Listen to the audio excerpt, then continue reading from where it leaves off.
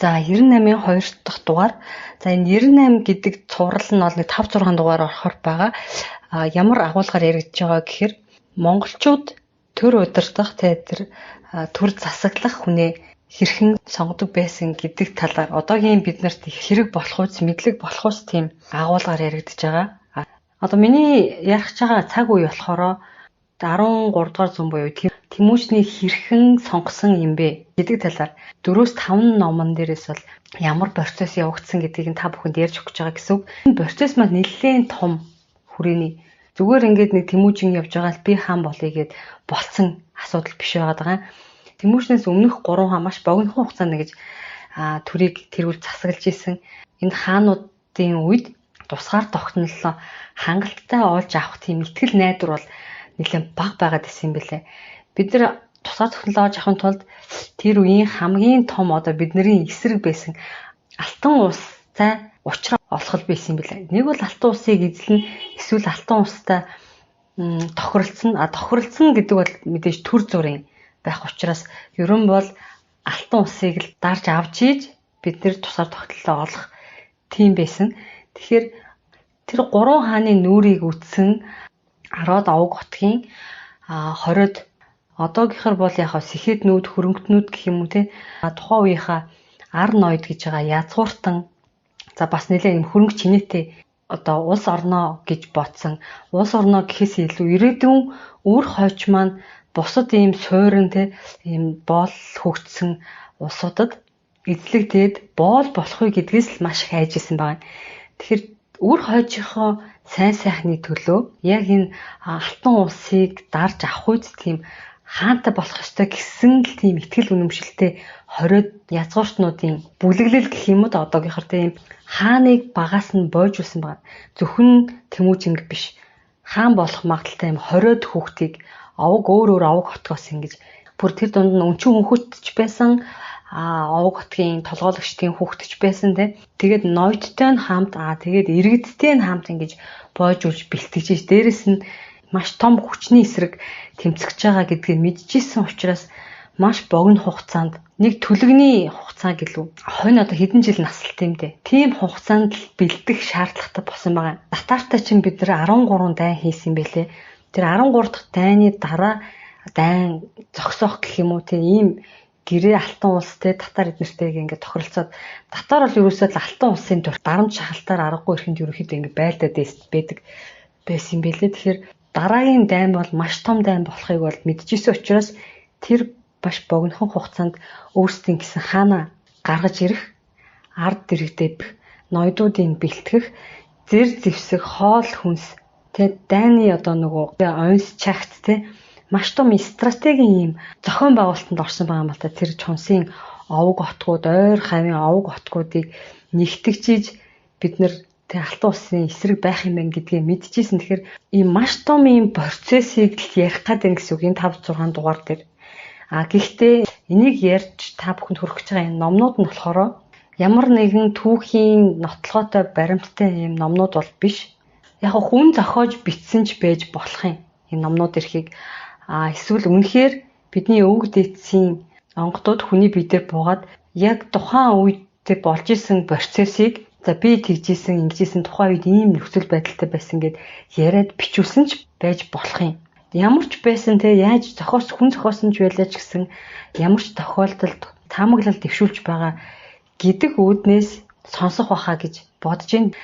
Бид нар эртнээсээ тэнгэр үзэлтэй байсан. Энэ нь болохоор одоогийн шинжлэх ухаан дээр яригддаг тэр даалд ухамсар болсон тэр 95%-ийг энэ ил байгаа те арга талын 5%-тэй нийлүүлээд хослуулад альва зүйлийг төлөвлөдөг, ойлгодог, хийж бүтээдэг ийм суу ухаантай хүмүүсийн үр сад гэж би бол ойлгодог. Тэгэхээр та бүхэн маань дуустал нь сонсоод тэгээд санал сэтгэлээ хуваалцаасай гэж хүсэж байна. Манай өвөг дээдсээсэн бол магадгүй те мөнх тэнгэрийн хүчиндор суу зайлын ивэлэр гэж хэлэх байсан баг. Нэгийг бодож хоёрыг тунгаан сонсон баха гэж найдаж байна. За тэгээд дугаарынхаа үндсэн агуулгаар оръё.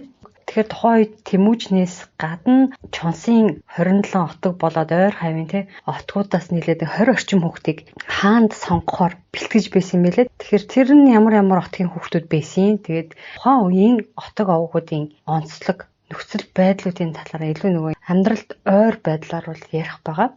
Тэгэхээр хэдүүлээ жоохон зэгцтэй байхын тулд одоо энэ газрын зураг дээр яриа явчихж байгаа. За энэ дугаар дээр болохоор яг энэ хойдолд байгаа 5 отог байна те.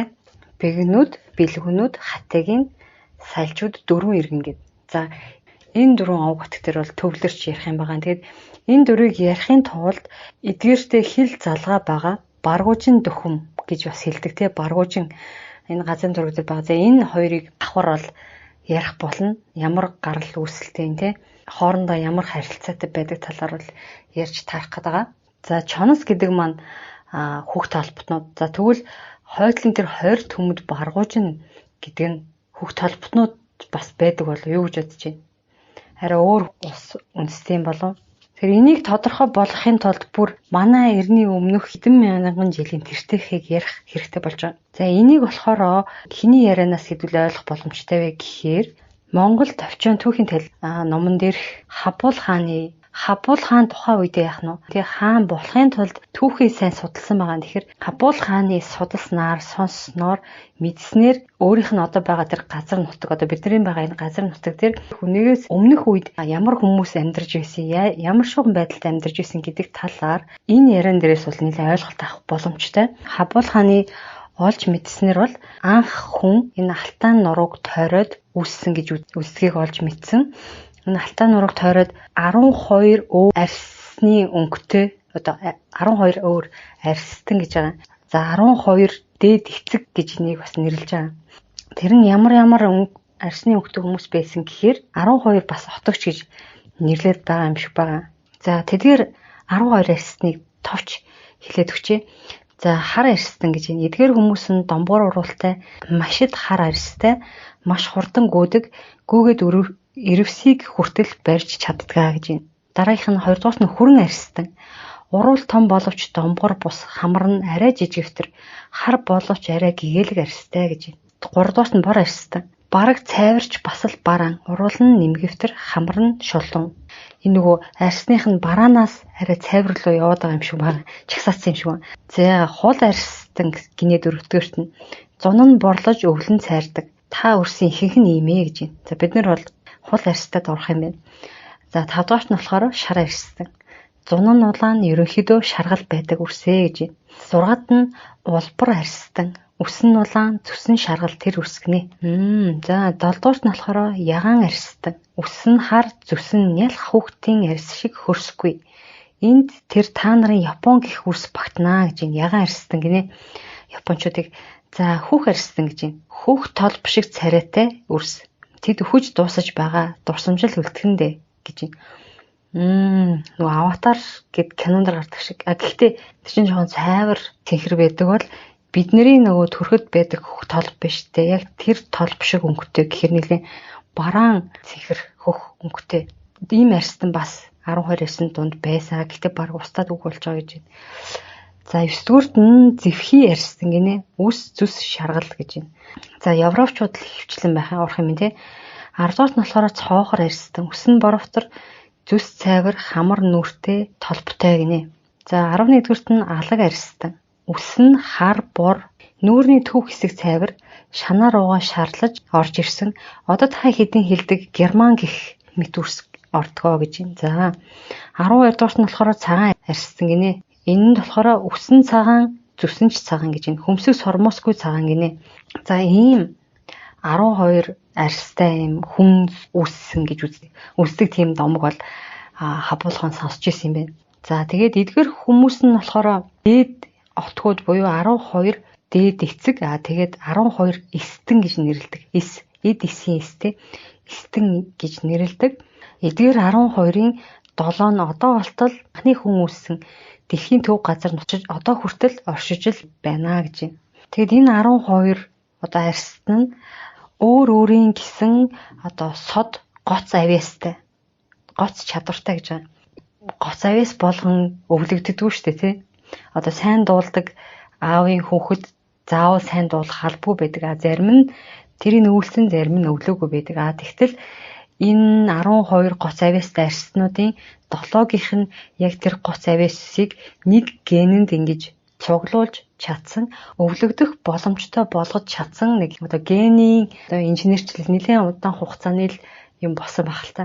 Тэр дүнд нь 7-гийн нэг ген дагуулж чадсан хэсэг бүдэг нөхдүүд нь одоо бид нар шиг тийм хүүхд толботой төрдөг. За хүүхд толботой биш. Тухайн үед болохоор хүүхд нуруутай хүмүүс байсан юм байлээ. Нуруунд тэр чигээрээ хүүхд хөнгөтэй төрдөг байсан юм байна л да. Одоо тэр 7 өөр эсийн арьсны тэр чадварыг гендээ хураахаар тийм хүүхд нуруут энэ дотор хүүх арьстай орж байгаа. Аль тав нураагүй гэдгийг энэ дээр дэлгэцэн дээр бол харагдаж байгаа. Тэгээд энэ чадвараа хадгалахын тулд хэсэг хугацаанд сэлбдэг байсан гэдэг ч байгаа. Энэ номон дээрх өгүүлбэрээс би бол ингэж ойлгосон. Гэхдээ энэ хар арьстай сэлбэгддэг үү? Одоо цус сэлбэгддэг гэсэн. Эргэлт чинь гэж бид нэр одоо бол ярьж болох юм уу да тий. Тэгжээч тэр онцгой чадвараас хадгалж үр удамдаа ингэж дамжуулж өгөх боломжтой байдаг байсан гэж би бол ойлгосон. Тэгээд яг яваанда бид нар бол тэгж цус сэлбэхэ болцсон байх гэж бодож байна. Цус ойртох тусмаа ер нь цусны чанар нь мууддаг гэж бид нар бол мэдж байгаа. Гэхдээ эсэргээрээ цус холдох гэдэг ойлголт бас байгаа.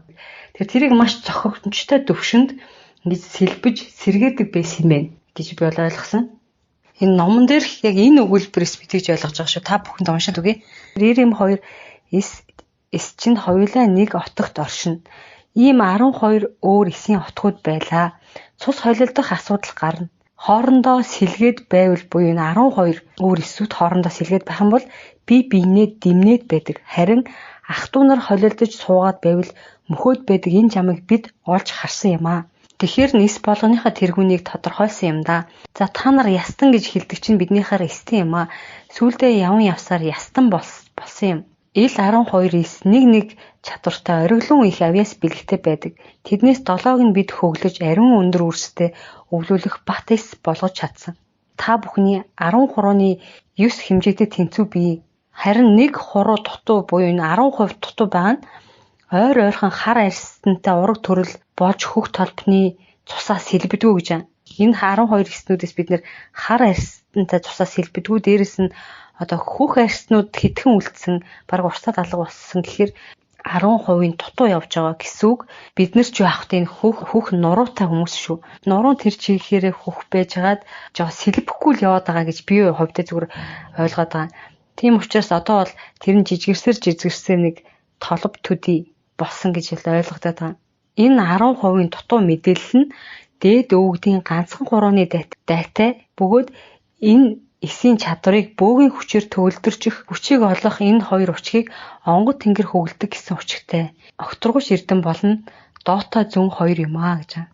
Энэ генэндэх гэж хэлж болно эсвэл даалд ухамсардах тэр мэдээллээ ашиглах тэр чадвараа яах нь олж авах тэр арга техник нь бөөгийн одоо огторгуйш эрдэм болоод доото зүүн 2 гэж үзэж байгаа юм байна. Бид нар өөрсдийгөө хөгжүүлж чадах юм бол 100% болох боломжтой. Эргээд сэргэх боломж байгаа. Бидний генэнд цадын цааталт нь бол энэ чадрууд бол хадгалаатай байгаа л гэсэн үг болж таарад байна. Тэгэд энэ дэр ингэсэн байгаа хүүх арьснуудыг нь цагаан арьснууд халаад дуссан. Тэднийг харь гаргийнх гэж төсөөлдгөө тэд. Одоо дэлхийд 30 хүмүүн ийм бий гэв.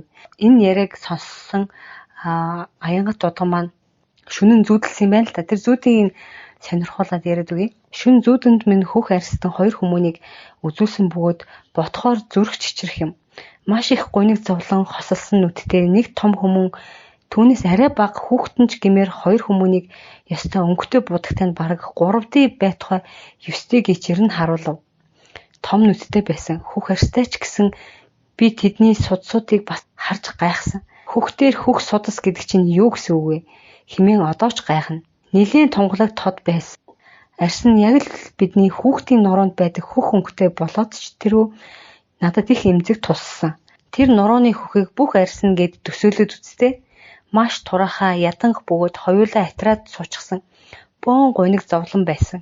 Тийм юм гэж хаа байсан юм гэж зүрх надад буурлууд зүүдэнд минь тод харуулв.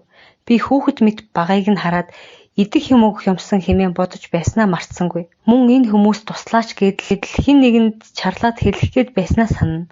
Гэвч би өөрөө бас чөлөөтэй биш. Ямар нэг машинаар явж байгаа ч юм уу нэг битүү сав шиг юмд л байсан. Тэгээд сэрсэн. Магад би итгээгүй бодол бодсон учраас надад тэр шөнө тэдний төрхийг харуулсан байх л да. Хэрэг хүмүүс бүгд нэг будагтай байсан бол ашигтай юу? Дэлхийн хүмүүс бид бүгд ийм хөх өнгөтэй байсан бол хизээ ч энэ хүмүүсийг ад үзэхгүй дээ хэмээн бодов. Ямар балгаа юм бэ? Нэрээ хүмүүс яхаараа нэг өнгөтэй байдаггүй юм бол цагаан шар хар гэх мэтчлэнгээд уур хурж исэн. Анхнаасаа нэг өнгөтэй байсан бол юу гэж ярьсны өнгөөр алалцах байдаг гэх мэт бодогдов. Монгол өвгөд анхны энэ нотгуудын тухай өртөөчлөн олоогүй.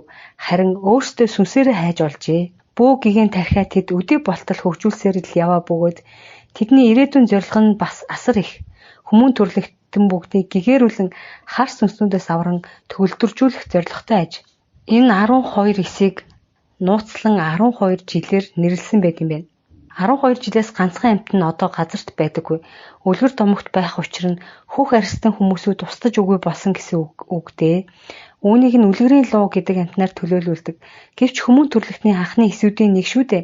Хэрвээ хүмүүс та нар бие биесээ арьсны өнгөөр ялгаад алаад хятад байвал устдаад л байх бөгөөд явандаа өөрсдийн сүнснүүдээ ч аварч чадахгүй үрд мөхөх болно гэж. Энэ болохоор Монгол төвчин түүхийн тайллын 81 дахь хуудсан дээр байна. За тэгээд энэ хүүхд толботой төрдөг хүмүүс нь болохоор анх удаа улс байгуулсан байна. Одоо бидний сайн мэддэг хүннүг гүрэн байна те. Хүннүг гүрнийг байгуулсан. Ямар тохиолдолд улс байгуулсан гэж үздэг гэхээр ойр орчмынхоо хил залгаа улсуудад хүлээн зөвшөөрөгдсөн тэр овг отгийг те улс боллоо гэж үздэг юм байна. Тэгэхээр хамгийн анх удаа хүлээн зөвшөөрөх чадсан л хүннү болж таарж байгаа. За энэ хүннү улс нь болохоор тухайн үедээ 4 үндсэн овг хотгоос бүрдсэн байдаг юм байна. За энэний нэг нь болохоор чонос, нэг нь нохос, нэг нь хоён, нэг нь болохоор маш олон яснуудаас бүрдсэн тийм овг хотг байсан юм байна. Хамгийн гол тэргүүлдэг нь энэ нохос, чонос, хойн гэдэг ийм 3 овг хотг байдаг. Энэ дотроо удирдлага болж сонгогддог нь болохоор чонсын хотгийнхан гэж байгаа. Яагаад гэж вэ гэхээр яг бусдаасаа арай илүү одоо генерэл одоо илүү гэж хэлж болох юм да. Одоо бид нар аль ухаантайгаа сонгож төрийн удирдлаганда тавьдаг байсан юм байлээ л дээ. Тэгэхээр аль илүү одоо гентэй, аль илүү ухаантай чадвартай генийг цуглуулж чадсан чонсын хотг болж таарж байгаа. За тэгээд одоо энэ хүн гүрнийг ингээд хэсэг удирдаад аваад явж байхад нэг урд зүгээс те одоо хан улсын зүгээс одоо хатгалгаа явагдаад аль болох тархаан бутгах юм явуулгал явуулсан юм шиг байна. Тэгээд яг тэр удирдлаганд байдаг чонсын хотгийг аль болох тархаан бутгах тийм үйл ажиллагаа явуулсан гэж байна. За энэ түүхийг Хабуул хаан яг өөрийнхөө сонссноор одоо энэ дээр ярьсан байгаа. За тэр хэсгийг нь та бүхэн шууд уншаад өгчээ. Хүмүүн хийсэн үлгэрээр нэрлэгддэг. Тиймээс намайг ултаас сорьтой хүмүүн болоорой гэж эцэг их минь уул нэрийг өгч байсан гэж байна. Төрөхт нь өгсөн нэрнтэй.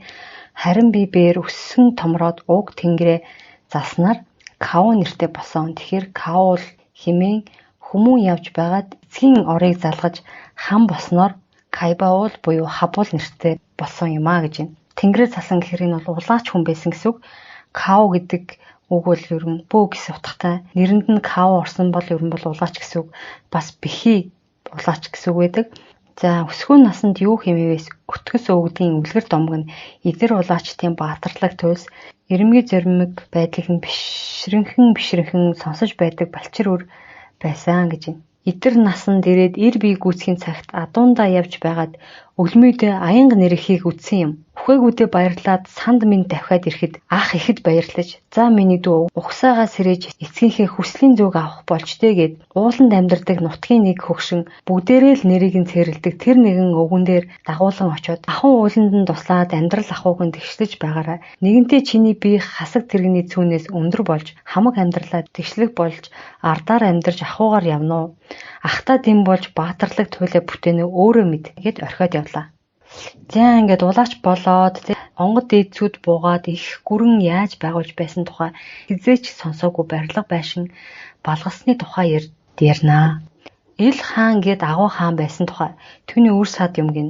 Түүнийг Тэнгэрийн тэмээ гэж нэрийддэг учраас Ат гэж нэрийддэг байсан байх. Өвгдийн домгоор бол Атила эцгийг тэгжил нэрлэдэг байсан гэж юм. Одоо Атила хааныг одоо буулгаж ийн гэсэн үг юм байна л да. Далд ертөнцтэй холбогдсон байж та онгод тэнгэртэй холбогдсон байна.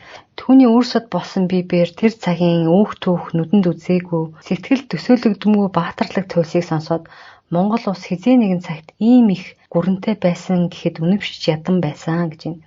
Гэхдээ тэр нь Монгол нутагт биш. Ижил нэртэй холын газар бид тэндээс нүүж ирсэн үү гэж асуухад тийшээгээ нүүж очсон юм гэв. Онгод дээдүүд минь учрыг сайн хэлнэ үү гэж анх сэрсэн юм аа. Чингэд Атила хаанаас 400 илүү жилийн өмнө их дэлхийд Модон хаан гэж байж гин. Түүнийг сайн хүмүүн буюу Чиноо гэж нэрлэдэг байсан гэдэг. Тэр хорвоо дэлхий дээр бүх хүү элэгтэн нэгтгсэн. Анхны том гүрэн анхны улс байхыг тунхагласан гэдгээ. Илд жадан доор их дэлхийг нэгтгсэн. Гэвч ингэж эдийг амсаж эрх мэдлийг хүртсэн бүхэн буруу зүйлд ашиглаж бозар хүслээ биелүүлэхийн тулд түүний эрх мэдэл тунхаг улсыг юу ч үлдээлгүй үгүй хийгээд тэдэнтэй мэндэлсэн тэдний удмын үрсийг хүүх нуруутай бүхнийг нь хүүс тэмтэрж гинэ. Одоо хүннүү гүрийг байгуулсан Модон хаан тэгжсэн чинь тэдний удмыг яг нь урд зүгийнхнаас гэж ойлгож ин хүүс тэмтэрсэн гинэ. Хүүх нуруутай бол Модон хааны үр сад хуу нар буюу күү нарыг үгүй хийгээд байх нутгийг хүртэл байдгаар нь тэмтэрч хөвгүүд олдох бүртэн халуун гал төөнөн алж зүрхэн тахилах хийгээд байхаар тэнд байх аргагүй болж алсын уулсын цаадад аж төрөөгээд баруун зүгтээ нүгэд явчихсан гэдэг. 100-аад жил нүүж явхад ижил гэдэг мөрний тэнд очиж амарсан гинэ. За инхээр яах нь нөгөө хүннүү гүрнийг толгоож исэн те Чонсын отгийн тэр хүмүүс нь баруун тишээ буюу Алтан нурууг даваад одоо Европын зүг гэсүг те ижил мөрний тэнд очисон байгаа юм. Энд хүрэхэд мануу хойноос нэгэн ирэхгүй байна гэж итгэж байхад тэнд бас нэг өөр ард тунхаглаж байж гин. Зүс ондоо тэд өндөр хамартай, өргөсөн хоншоортой, буржгар өстэй хөх нүдтэй, ухаа царайтай юм гин. Ихэн үед найрсаг илгэсэг байж гин. Гэтэл боол болгож зовооно гэд боол зүгээр суйрлуулж чадлна гэсэн гин. Угаас дайчин зүрхтэй тэд түүнийг дэвчихгүйгээр хүмүүний нутагт гэж хүлцэж байсан тэд хүрлэхүү зүрхээ гаргаад тэмцэж гин. Муу бүхэнтэй тэмцсэн тэд мүд удалгүй тэнхийг мөхөн 3 мөрнийг эзэлсэн хаан болоод суучж гинэ. Тэдний ядалтын зарим түүхүүдийг би нэг бүрчлэн сонсно. Хүмүүний осноос гажууд тэр газар хүүхэн хүмүүн бол эр хүмүүнийг дөвшиж амьдардаг гин. Монголд ч харин тэгдэггүй шүү дээ. Хүүхэн хүмүүн чинь оройлж амьдарч байж гэр орон эмх цэгц инх тоох байдалд байж эр хүмүүн нь харин хамгаалж амьдардаг эхийн ёсны жаягт улсад тэдгээр харь улсын ёс ихэд тааламжгүй байж гин. Атила хаан гэргийн хүүхэндээ чи эмхтэй хүн бол тэнгэр шиг бай. Их дэлхий шиг бай, агуу бай. Хэмээн Монгол жаягийг заах гэтэл өнөөх нь яхан шиг байх гэснээс болоод хормын шүн хоолоогоо хэрчүүлж алуусан гэдэг дээ. Эмхтэй хүмүүнийг хүмүүжүүлэх хэцүү бололтой. Түүний хөвгүүд нь эдтэн өнгөтөн идүүлж өтөлсөөр тухайн эзэлсэн нутг нь бас дахиад л эмх замбраагүй орон болоод ховсиж гин. Баг хөвгүүнийх нь аминд хүрэх гэж баахан хөцөлдсөн юм гин. Тэр баг хөвгүүн нь эрх гэдэг нэртэй хөвгүүн байсан гин. Тэр эрх хөвгүүн цөөн Монгол ардаараа үлдээд энд ч бид оршиж байхын аргагүй болов. Их нутаг эхэлсэн газараа очиж аж төрөё. Дэлхий даяараа ийм хэцүү бол өхвөл өксвэ. Эсвэл амгалан газрыг бид ирнэ. Баруун зүгт амгалан бус байна гэд буцаад зүүн зүгтээ очихоор явж гин. Буцаад ирэхэд нүүж явсан газраас нь хамаагүй амгалан. Нөгөө их дайсансан нөхд нь тарж бутраад амгалан болсон байв. Алтан уусын цаахан тэнгисийн хаяанда Эргүнэ гэдэг ууланд тэдгээр ард амарч гин. Тэнд амраад энх тунх аж төрж цөөн бүл айлна өсөн үржиж Эргүнэ гэдэг тэр газар эдээшиж суухад бэрх болж гинэ. Бэлчээр нь талхагдаад өвчин тахал өдөр шөнөгүй гарч ингэж анх нутагтай гамгүй байх аваас бүхэрдгийн жамыг Эргүнэгээс ойлгож гинэ. Их уусын хүрээлэн хэрхэн яаж давхаа мэдэхгүй тэр ард тэнд байх бүх ой модоо шатаагаад дуусаж байсан сүүлийн нэг ойг за эндээс гарц болгоё гэд Эргүнэгийн ил цоорхоо гэдэг ууланд өсөн үхрийн ширээр хөөрөг хийгээд уулыг шатааж нөхөлж жим гаргаад тэр нутгаас нүүж гинэ. Уулын хараалтай болсон тэд уулыг гимтээвэл ямар их зовдгийг ухаж уулын зүрхийг авсан хэрэгээр тэр ард маш ихээр өхөж хөх нуруутай хүмүүс барагтай үгүй болоод нэг их ноён 60 гэргийтэйгээ үлдэж гин. 60 их нэртэйг үлдсэн байх нь те. Тэд төмөр ихтэй учиг түүний арилцаар ихэд хөрөнгөтэй чинээтэй аж. Ингээд эмсээ дагуулад мөнтэй олон жил яван явсаар одоогийн бурхан халдуунд ирсэн гин. Тэр их ноён ер хөвгүнтэй болдоггүй байж гинэ. Хэрвээ хөвгүн төрөх аваас нэг бол амьгүй, нөгөө бол эмс хоорондоо тэмцэлтэд үгүй хийчихэд байж гин. Чингэж байтал эмс дотроос нь хамгийн нэр муутай нэгэн эмээс нь хөвгүн төрж гинэ.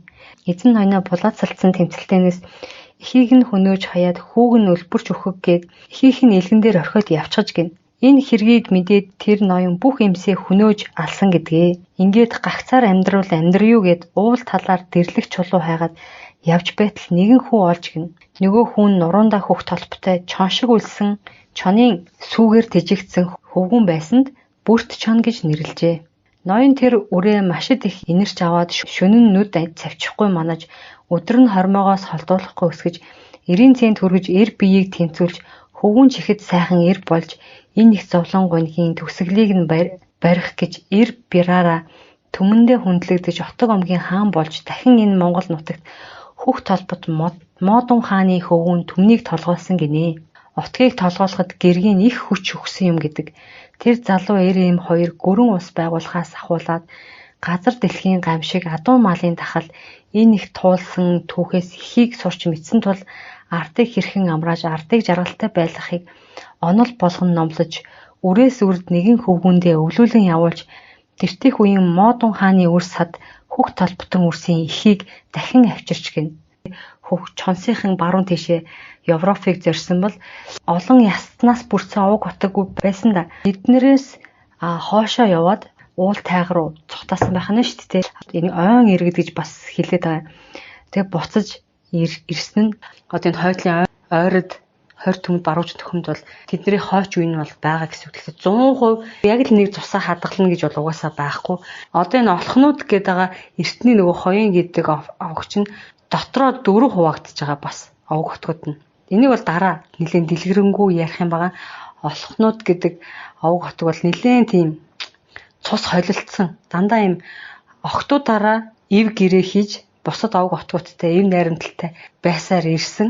Ингийн тулд маш сайн тийм генүүдийг энэ тэндээс цуглуулж исэн байгаа. Хаа газрын царайлаг охтууд хөвгүүдийг тэгээ эрдэм мэдлэгтэй хамгаал царайлаг шилдэг гэсэн генүүдийг тэнд одоо цуглуулдаг байсан гэсэн үг. Тэгэхээр бусад овог хотгууд яах нь хамгийн царайлаг хамгийн эрдэм мэдлэгтэй охтуудыг олхнуудаас очиж авдаг байсан. Бүр эртний хоёрын байхдаа ч тэд нар яг л энэ аргаараа бусад овог хотгуудтай эв найрамдалтай одоо алтан улстай ч тэр зөрчдүүд татааруудтай ч тэр тэ чонсынхантай ч тэр ойр хавийн бүх овог хотгуудтай ингэж охтуудаараа эв найрамдалтай байдаг байсан. Дийлэнхтэй худалдаа 8 эрхэлж тийм үү энэ олон овог хотгуудын хооронд байгаа. Тэгэхээр бид нар 100% нэг овог хотгийг яг тийм үндэснээс ч юм уу яснаас бүрдсэн гэж юусэн ойлгож болохгүй байна. Ерөнхийдөө л яг нь эртний нөгөө 12 эсээс бүрдсэн хүмүүс тэгээд яг энэ хүн үүссэн алтан нуруундаа одоо ч гэсэн тэр 7 арьснууд нь бол амьдарч л байгаа гэж бичсэн байгаа. Одоо энэ хятадууд дунд ч юм уу, Япон, Солонгосууд дунд ч юм уу те Казах энэ Станы орнууд те Орос, Хятад дунд бол энэ 7 арьснууд байгаа л гэсэн үг. Тухайн үеийн хөх нуруутай хүмүүс одоогийн хөх толбнууд бас байгаа л гэсэн үг. Тэгэхээр бид нар бол маш их ингэж холилдож, солилцсон за ийм хүмүүс байгаад байгаа. Алтан ургийнхан гэдэг нь бол миний ойлгож байгаа хэлбэл чонсын удмынхан хамгийн анх өнөөгийн үед л одоо хамгийн сайн гентэй байсан хаад ноёдод сонгогддог байсан хүмүүс маань эргээд нутагтаад ирсэн. Тэрний үр удам нь бас генээ сайжруулад явсан байгаа. Энэ гений сайжруулалт туршилт инженерчлэлтэр бол бид нар бол нэлээд мэдлэгтэй арга барилтай байсан байл л дээ. Тэр тухай MNT код гэдэг сурал дээр өг нь бол ярьсан байгаа. Ямар утгын хинтээ хүүхдүүдийг одоо тэ үр ачаа нийлүүлээд ямар сайн удмын ген гарах уу гэдгийг тооцоолон явуулаад генийг сайжруулж чадсанаар л тэр алтан ургийнх гэж яригадаад байгаа. Чонсынхан бол тэрэндээ маш сайн. Чонс гэхдээ эднэрээс арай ялгаатай байгаас хүннүүгийн үед баруун тишээ гарчаад бүр төргийн хойч үе уугрын ихэн үед орж ирсэн гэж байгаа байхгүй. Төрөгч нь болохоор бас алтан нуруунд давж орж ирсэн одоо хүүхд толботой биш. Тэд нар бол өөр шашинтай. Яг уу хэл бол бүр огт өөр бол биш. Бас гайгүй ойролцоо байсан тийм хүмүүс гэж байгаа. Хагас сууринтай барилга байшинтай, өөрсдийн гэсэн шашинтай. За ийм хүмүүс байгаа. Тэр Төргүүтчийн нүүдэлчийн отгийг бол ингэж нэг хэсэг төрийн эрх барьж исэн байгаа шүү дээ. Төргийн үеийн төгсгөлд орж ирж байгаа.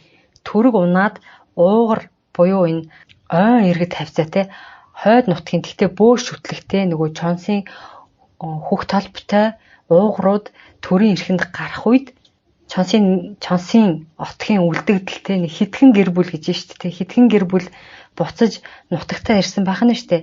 Хэдэн жил явцсан юм бэ? 800 жилийн дараа гэсэн үг үү? За тэгээд ингээд ороод ирэхэд мэдээж тэр хүмүүс чинь жоохон европчсан байгаа тий. Ирлээжсэн байгаа. Царай зүсний хувьд бол арай цайвар нүдтэй ч юм уу болцсон нэг хэсэг бүлэг чонсын өөрөд морж ирэх нь шүү дээ. Тэгээ хүн харах юм бол тэд нарыг бол бас нүдэлчэд гэж бол хэлэхэд хэцүү харагдах нь.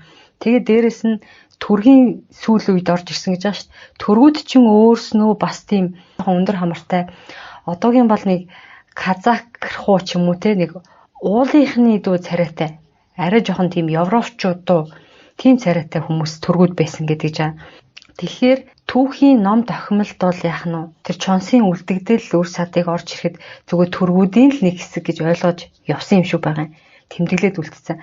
Яг энэ онгодуудын буюу одоо бидний өвөг дээдсийн өөрснийх нь яриагаар бол тэгээ тэнгэрс талаа гаталж хэдэн зуун жил яг нь баруун Европ тэргээр яваа тэр эзлэхийн эзлээд хаан болох нь болоо Атила хаан болоод тэдний үр сад хүрх юм үлдэгдэл нь явсараа байгаад энэ эргүүний хун гэдэг газар ирсэн гэдэг нь би бол уг нь бол энэ бурхан халдууны ойролцоол эргүүний хун гэж ойлгоод байсан чинь гүү юм шиг нь алтан нуруунд цаана юм бэ. Эргүүний хун гэж яг энэ домгоор бол штэ тий. Яг аль нь зөв юм мэдэхгүй байна. Ямар ч байсан нэг эргүүний хун гэдэг газар төргийн сүүл үед орж ирэхэд төргийнхэн за наад нутагтаа байрш ингээд зааж өгсөн байгаа. Тэгээд төргийн хаант улс нуруу унаад уугрынхан гарч ирэхэд бас тэр газараа бурхан халдуундаа байж л байсан. Тэгээд тэнд бурхан халдуунд нутагсланаас хойш хэдэн жилийн дараа яах нь бүрт чон бүүртэй чин эс гэдэг хүүхэд төрсэн байгаа. Тэгээд тэр хүүхдийг яг энэ домог уу юу юм мэдэхгүй байна. Явч ясан нэг хээр байгаад чоны өрөнд 4 жил гэдэг үл юу гэдэг вэ? Ямар ч нэг 6-7 наснда олцсон хүмүүсийн дунд орж ирсэн байгаа. Тэр бүүртэй чинэс гэдэг хүүхэд одоо бид нэр бүрт чон гэж нэрлэдэг байгаа тийм. Энэ чонсын энэ бурхан халдууны ойролцоо нутгалдаг энэ хотогт өсөж томроод тэгээд яах нь олхнуудаас буюу эртний нөгөө хойн гэдэг хотгийн эмэгтэйг авч суусан. За яг энэ хоёр суусан. Тэгээд энэ хоёроос Батачихан гэдэг хүү төрсөн гэж байна шүү дээ тий. Тэгээд төрөх болгондоо яах нь өөр овг отгоос мэдээж ихнэр авч исэн. Хоёр хүнээс өргөцсөөр байгаад 9-10 үеийн дараа гэхэд тий хэдэн мянган хүн болсон байгаа байхгүй юу. Тэгэхээр 10 дахь үеэсээ гэх юм бол нэг дэх үеийнх болоод 10 дахь үеийн хооронд нөгөө цус нь хамааралгүй болоод цус холтцсон учраас чон сотог дотроо суух боломжтой болоод ирж байгаа гэсэн үг. Тэр нь болохоор борчтой мэрэгний үед 10 дахь үе нь болж ирж байгаа юм байна. Тэгээд торолжин баян болоод 12 дахь үе дээр нь бол яг нь дугаа сохор добуу мэрэгэн гэдэг энэ хоёр ах トゥ хоёр гарч ирдэг те. Энэ хоёр ч нь л одоо энэ бидний өнөөдөр ярих бэгнүүд, бэлгүүнүүд, хатагийн сайлчууд 4 иргэнийг бол үүсгэсэн байгаа. Добуу мэрэгний 4 хүүхдийн нэр бараг шууд байгаа байхгүй юу? Одоо 5 хүүхэдтэй шүү дээ энэ добуу мэрэгэн. Гэхдээ бас жоохон асуудалтай нь добуу мэрэгнийг нас барснаас хойш алуунхаа ихээс 3 хүүхэд төрсөн гэж яддаг тий. Тэгэхээр сүүлийн тэр 3 хүүхэд нь добуу мэрэгний хүүхэд биш гэж бас яриад байдаг тий. Нөгөө 5 сумаа хугалах гэдэг 5 хүүхэд шүү дээ тий. Хугалах гэж чаддаггүй за тэр 5 хүүхдийн сүүлийн 3 нь баг 3 нь одоо добуу мэрэгний хүү биш гэж одоо үздэг тий. Нөгөө гэрэлнээс бараг төрсөн гэж гарах гэдэг шүү дээ. За яг тэр учрыг бол тайлбарлсан онгодод өөрснөө ярьсан тэр тайлбарын дугаар бол аль хэдийн орсон байгаа учраас линкийг үлдээч. Нэлийн сонирхолтой. Ерөн бол добуу мэрэгний цус бол энэ 3 хүсүүлт гарсан 3 хүүхдийн генэнд байгаа. Гэхдээ яг добуу мэрэгний хүүхэд биш. Гээ хэлжүүл баг ойлгомжтой болж байна уу? За тэгэхээр тэрийг бол тэр доор линкээр сонсч байна. За энэ дис 42 дээр болохоор ингэж байна. Одоо хамгийн том хүүхэд нь шүү дээ. Бэлгүүн эндэн бэлгэнүүд авахтан болов. Бөгн эндэн бөгнүүд авахтан болов гэж энэ хоёр овг. За буха хатаг хатагин овогтон болов гэж байна. Бухатуу салчийн салжууд овогтой болов гэж байна. За бодончир нь боржон овогтон болов гэж байна. За энэ дэр бол дараа боржон овгийг ярина. Борчхи гүн гэж одоо үг нь бол дуудаж байгаа. Энэ ном дээр бол бичигдэж байгаа. Бид нар бол боржон гэдээ яриа сурцсан. Тэгэхээр бодончир мохгийн одоо байгуулсан гол отг нь борчхунга. Гэхдээ ер нь зөндөө үр садан зөндөө авах отг байгуулсан гэж байна. За тэгэхээр яах нь нөгөө дуваа сохор довбуу мэрэгний довбуу мэрэгэн дүүгийн дөрвөн хүүхэд нь газрын зураг дээр хойд дөрвөн отгийг бол байгуулсан байх нэ тий бигнүүд бэлгүнүүд хатагийн салжууд гэж байна. За тэгвэл тэр дөрвөн иргэн гэдэг байгаа шүү дээ. Тэр нь болохоор дөрвөн отгоос бүрдсэн. Тэр дөрвөн отг нь нөгөө дуваа сохор ахих нь тухандаа ганц нүдтэй гэж гардаг да. Тэр болохоор зүүн бэлэгтэй хүнийг л хэлээд байгаа юм билэ. Тэр ахих нь дөрвөн хүүхдийн одоо нийлж байгуулсан отгийг дөрвөн иргэн гэж нэрлэдэг байгаа юм билэ. Тэгэхээр энэ авг хотгуудыг ярихдаа би тухайн үед нь хэрэгжилж исэн сүлд туг зэргийн одоо номон дээр байгаа учраас сонирхолтой байх гэж бодоод авг ярих болгондоо тэр тугуудыг харуулад ингээд тавьчээ та бүхэн сонирхоод үзээрэй. Бас маш их утга учиртай байсан юм байлээ тэр авг хотгуудын тугнууд. Өөр бас одоо тохиол зангаанд хэрэгэлдэг жижигхэн туг гэх юм юу хин. Тийм бас зүйл байсан байна. Тэрийг нь болохоор хяар гэж байгаа. Ерөн бол энэ туг чинь мэдээлэл дамжуулах одоо зарлалын самбар юм байлээ л дээ. Одоогийнхаар бол тухайн үед ч ямар уцаар ярина мессеж илгээ чинь гэж байхгүй шүү дээ тий. Тэгэхээр ингээд мэдээгээ тугаараа ингээд илэрхийлэх тийм одоо тэр талаас тэгж шүү ингэж шүү тий. Тэр дагаар орлоо бууж өглөөч гэдэг юм уу мэдгүй туган дээрээ бол бэж идэг байх нь байна. За энэ дээрээс чонос отг нь баруун тийшээ яваад буцаж ирснийг батлах нэг хэсэг бас байна. Энэ чонсын 27 отгийн сүлд туг хяар гэсэн хэсэг дээр нэгж байгаа байхгүй. Энэ харах юм бол чон тэгээ шонхор гэсэн юм дүрснүүтэй тугууд байгааз. Тэгээд энэ дээр ингэж байгаа чонс отг гэдэг дээр чонс отг нь өндөр хэрэгтэн уугартанд цэргийн хүч өгч байснаас хамаатан өөрийн жигүүрийн тугтай байваа гэж байна. Тэ нөгөө төргийн сүл уугрын үед орж ирсэн гэж байна. Тэрний доор жигүүрийн цэргийг нь гаргадаг тийм авг отг байсан байгаа байхгүй. Тэгэхээр өөрсдийн тийм жигүүрийн тугтай байсан гэж байна. Цөөн тохиолдолд отгийн үндсэн тэмдэгт болох хөхтээр чонон тэмдэгтээ алтай давсан язуурын сүлдээ ашиглаж байсан. Алтай давсан гэж байна. Хөхтээр чонтой язуурын тэмдэгэ гэж байна. Энэхүү туг сүлдийг ашиглах үед бусад нүүдэлчин отогтон эвсэн хамтаар тулалдгүй байсантай уялдан шонхрыг сүлдэнд давмгаа ашиглаж байваа гэв. Учир шалтгаан нь цус холдож харьжсан тул хайр иргэн гэж гадуурхагдан тууварлах, зөвлөгт гаргах үзэгдэл ихтэй байсан гэж. Тэгэхээр энэс харахад нөгөө баруун тийш яваад буцаж ирэхдээ нэлээд барууны царайтай те цус холилдсон, ирлээцсэн хүмүүс орж ирсэн баа шүү дээ. Дууг нь хөх чонсын үрс шүү дээ. Хүннүүгийн үе. Тэгээ яг өөрийнхөө тэр чонын тэмдэгтийг барихаар бусад авг хотгууд нь дэмжиж тулаанд ордгоо байсан байгаа байхгүй юу. Тийм болохоор хэрэгжилж чаддаггүй. Маш зүүн тохиолдолд энийгээ тий энэ тугаа хэрэгэлдэг байсан гэж энэ дэр тайлбардар байгаа байхгүй юу. За тэгээд одоо энэ яг хойд зүгийн аймагуудын сүлд туг гэж байгаа дөрвөн иргэн отгоо гэж байна. За энэ дэр өвөлд, ойрод, хэртэг, баатад дөрвүүд гэж байна. Тэгэхээр дөрвөн иргэн гэдэг нь одоо ийм дөрвөн отгол гэсэн үг болж таарж байна тийм үү.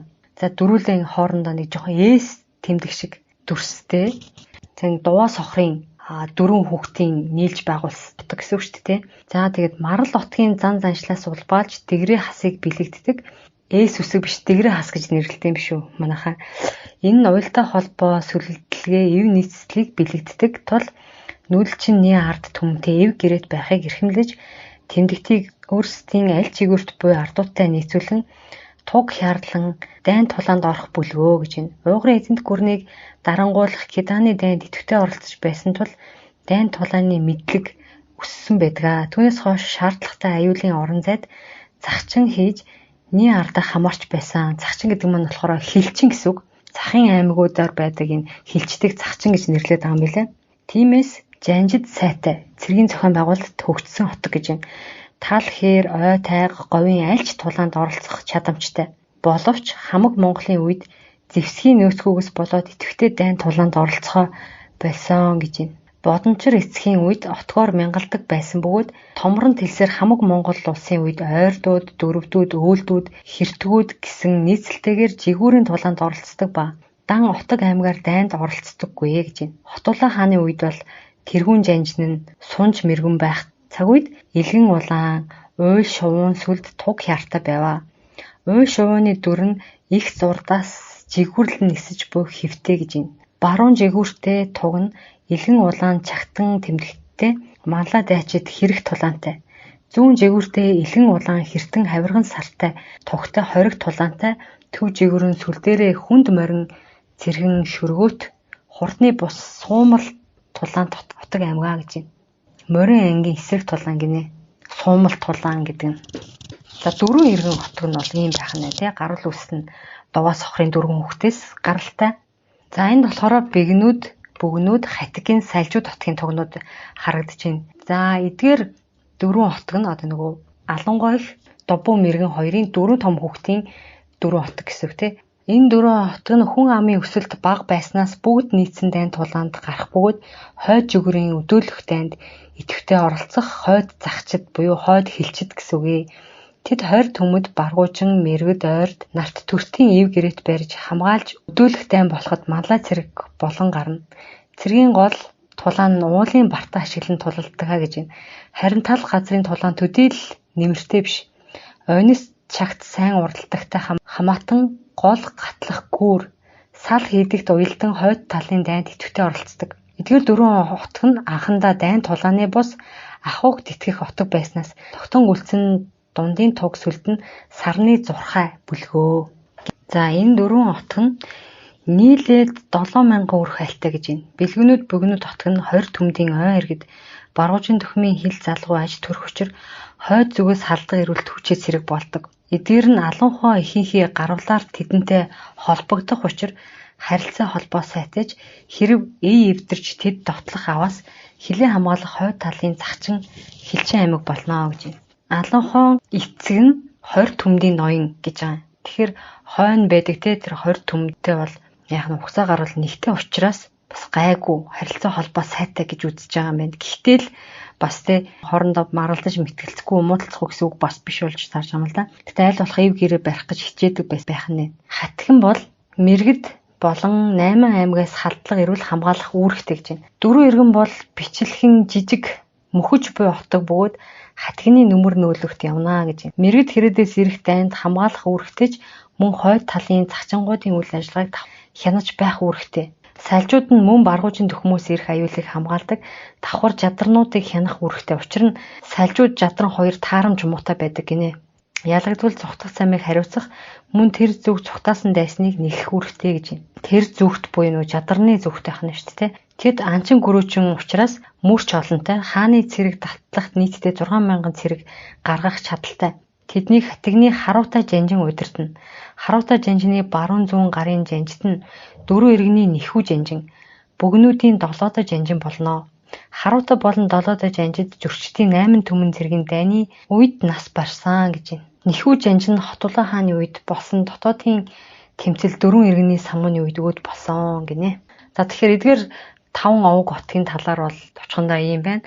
Хойноос болон баруунаас ирэх дайн тулаанд түлхүүтэй оролцогч ерөн бол аль талаас ирсэнтэй говийн дайнд ч хүртэл оролцох боломжтой илүү тийм нөгөө онис чагт те тэгээд энэ одоо дайны инженерчлэл талдаа гэх юм уу те гөөр энтер тавьж мөгөрдөг ч юм уу тийм байдлаар бол байлдаанд оролцох нь ихвэс юм байна.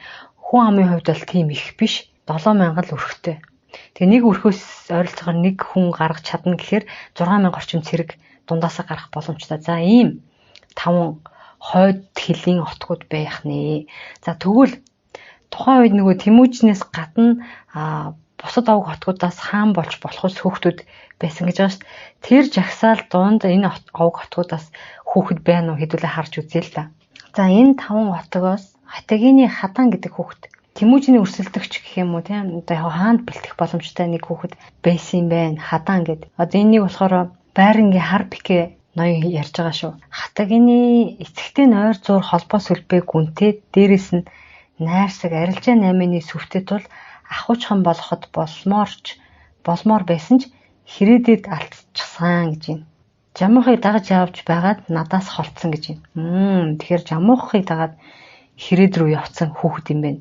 Уг нь бол Хатагины Хадан гэдэг хүүхдийг бас харж төлөвлөж ийсэн байх нь байна. За дээрэс нь заяа 20 төмдөөс бас хүүхэд байсан байгаа юм. Хойр төмдийн гал гэдэг хүүхэд гинэ. Уул нь ихээ сайн хөвгүнч соёлж өгөө тул агнуурын 8-аас хитэрдэггүй байваа гэж. Гэхдээ үг дуулгавал ихээ асыг сэтгэх, сэтэлжих чадвартай тул олон зүйлийг гордож байсан ч эцэг болоод ахуйд хөтлөгдөөд алга болсон бүлгөө гэж. Эхнэр хүүхэдтэй болоод яах нь ахуйдаа илүү хөтлөгдөөд алга болсон байх нь. За дээрэс нь баргуужин төхмийн далаа гэдэг хүүхэд гинэ. Тэр хүүхдийг насан эцэс болтлоо сургаж дийлсэн ч заяан түшилгүй Тэмүүжний нэг сайн сайд болсон гинэ. За эрдэм шадлал нь бол засаглалын нарийн ухаанаар бүтэц бүрдүүлж хаан сууж чадах үс. Мөн эв найр хилцээ сайн хийдэг тул альч отог омгийг бол нэгтгэж чадах үс гинэ. Гэхдээ Тэмүүжний доор сайд болсон гэж энэ баруужин төхмийн далаа гэдэг хүүхэд. За ийм байсан байх нэ. Энэ хойдлын 5 овог хотгийн онцлогуд нь. За тэгэхээр дараагийн дугаар дээр болохоор урд хэллийн урд зүгийн хэдэн аймагуудын тухай яриа. Тэгээд зүүн талын голын овог хотгууд бол нэлээд шахуу байралтай нэг 10 овог хотг байгаа. Тэрийг 2 хуваагаад.